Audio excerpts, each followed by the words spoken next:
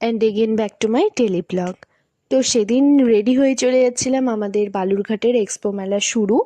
তো প্রথম দিন না গেলে কি আর হয়, এই কয়দিন তো যাবই, বাট ফার্স্ট দিন তো যেতেই হবে।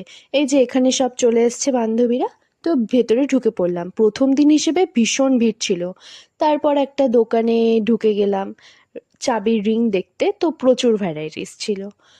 তো এইদিক ওইদিক ঘুরছিলাম, তো ঘুরতে ঘুরতে এই চোখে পড়ে গেল একটা আদিবাসী তেলের দোকান, যেটা আমি এবার ফার্স্ট দেখলাম। আগের বার হয়তো চোখে পড়েনি বা ছিল না।